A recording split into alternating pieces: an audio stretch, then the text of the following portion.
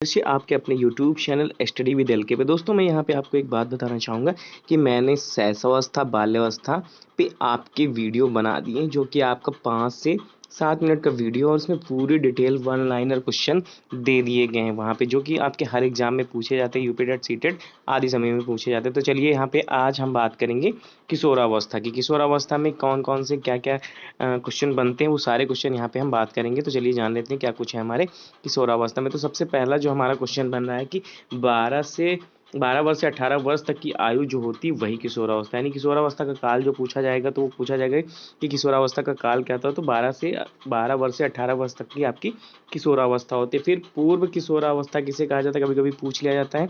तो जो 12 से 15 वर्ष का समय होता है वो पूर्व किशोरावस्था कहलाता है। उत्तर किशोरावस्था होती है, तो उत्तर किशोरावस्था होती है जो भैया बाद की अवस्था होती है वो 15 से 18 वर्ष यानी कि जो होते हैं वो आपके उत्तर किशोरावस्था में आते हैं। किशोरावस्था बड़े दबाव, तनाव और तूफान तथा संघर्ष की अवस्था है। कहा है तो ये भैया स्टैनले हॉल जी ने कहा है। ये कथन आते हैं, आपको कथन में दिया रहेगा, आपको कथन बताना होगा कि किसका कथन है। अत्यंत द्रुत एवं तीव्र विकास काल है पूर्व किशोरावस्था। भैया जो होता है ये अत्यंत द्रुत एवं तीव्र विकास काल होता है, इसमें बहुत ही संभल के रहना पड़ता है। फिर आपका आता है, आपका यहाँ पे क्वेश्चन है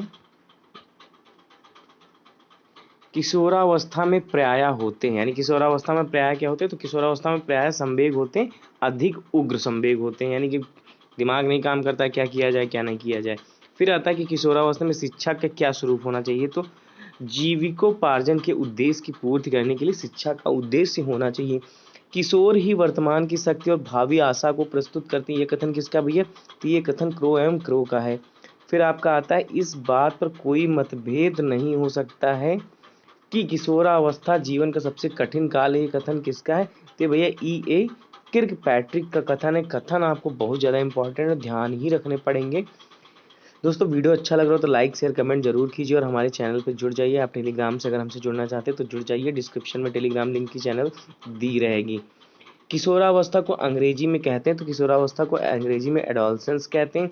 बालक का शारीरिक, मानसिक, सामाजिक और संवेगात्मक विकास किस अवस्था में पूर्ण हो पाता है, तो भैया ये आपका किशोरावस्था में पूर्ण हो पाता है। फिर आपका आता है कि संवेगात्मक विकास किस अवस्था में तीव्र परिवर्तन होता है, तो किशोरावस्था में जो हमारे संवेग के परिवर्तन होते हैं वो किशोरावस्था में सबसे ज़्यादा होते हैं। सामाजिक व्यवस्था में परिपक्वता किस काल में आती है, तो किशोरावस्था में सामाजिक अवस्थाओं में परिपक्वता आती है।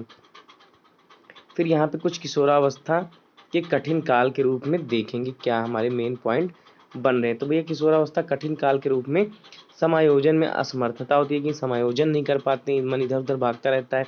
संवेगात्मक अपरिपक्वता रहती है कि मन इधर उधर तुरंत कहीं क्रोध कहीं गुस्सा कहीं कुछ होने लगता है। यौन आकर्षण होने लगता है, कामुकता आ जाती है, यानी कि विपरीत लिंग के प्रति इसमें आकर्षण बढ़ जाता है। निषेधात्मक व्यवहार करने लगते हैं, यानी नकारात्मक व्यवहार होने लगता है। अध्ययन में अरुचि होने लगती है, यानी पढ़ाई में मन कम लगता है। बहिर्गामी प्रवृत्ति बढ़ जाती है, यानी बाहरी काम में ज़्यादा मन लगने लगता है। मूल्यों आदर्शों में संघर्ष होता है। पेंडुलम जैसी अवस्था की अनुभूति होती है, पेंडुलम जैसे इधर गया उधर गया, यानी मतलब खिसको कहीं स्थिर होने की संभावना नहीं। उदासीनता आ जाती है। दिवा सपने, भैया दिन में ही सपने देखने लगता है कि हम ये कर लेंगे हम वो कर लेंगे, तो ये सारी चीज़ें यहाँ पे होने लगती। स्वच्छंदता यानी नियंत्रण अनुशासन से मुक्ति पाने की कोशिश करता है।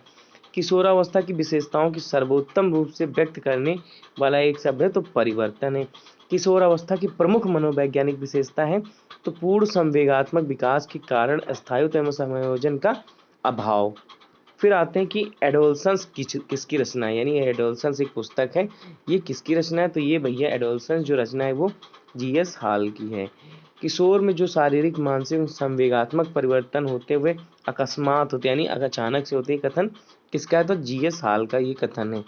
धार्मिक एवं नैतिक शिक्षा दी जानी चाहिए थी, ये किशोरावस्था में दी जानी चाहिए। स्टैनले हॉल कहाँ के मनोवैज्ञानिक थे, तो स्टैनले हॉल जो थे वो भैया हमारे आपके अमेरिका के मनोवैज्ञानिक थे।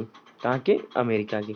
स्टैनले हॉल ने किशोरावस्था को 4 तत्व के रूप में परिभाषित किया है, यानी संघर्ष, तनाव, तूफान, विरोध की अवस्था। एक कथन आ जाता है कि संघर्ष, तनाव, तूफान और विरोध की अवस्था, ये कथन किसका है, तो ये स्टैनले हॉल जी ने कहा है। किशोर अवस्था की प्रमुख विशेषता नहीं, यानी संचय की प्रवृत्ति, यानी इसमें कुछ भी इकट्ठा नहीं हो पाती है। फिर किशोरावस्था की प्रमुख विशेषता है संवेगों का आधिक्य, कल्पना की बहुलता, यानी बहुत ज़्यादा कल्पना होने लगती है। फिर चलिए देख लेते हैं, बिल्कुल कम समय में आप हमारे चैनल पे बने रहें। फिर आता है कि किस अवस्था में आवेगों की तीव्रता स्थित उत्पन्न हो जाती है। तो भैया आवेगों की जो तीव्रता है वो आपकी किशोरावस्था में उत्पन्न हो जाती है।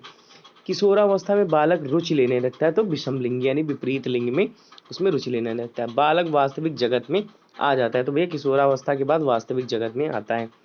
संवेदनशीलता, अवलोकन, प्रत्येकरण, स्मृति, ध्यान, कल्पना, चिंतन, बुद्ध, तर्क आदि में वृद्धि होना है। तो ये क्या है, मानसिक विकास है आपका, यानी कि इसमें अगर वृद्धि हो जाए तो समझ लीजिए आपका मानसिक विकास हो रहा। पाठ्यक्रम का अर्थ है दौड़ का वह पथ जिस पर दौड़कर बालक अपने व्यक्तित्व का विकास करता है, ये पाठ्यक्रम का अर्थ है।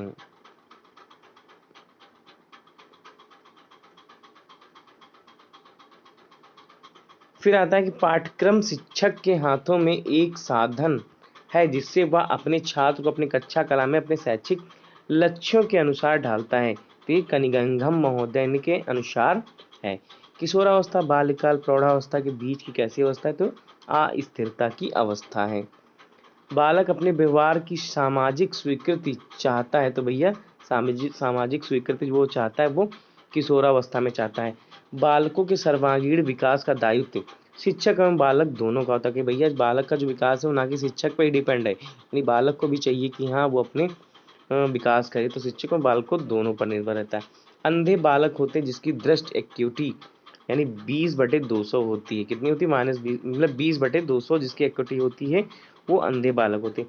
सामान्य बालक संवेगात्मक रूप से होता है, तो भैया क्या होता है, संतुलित होता है। क्या, संतुलित।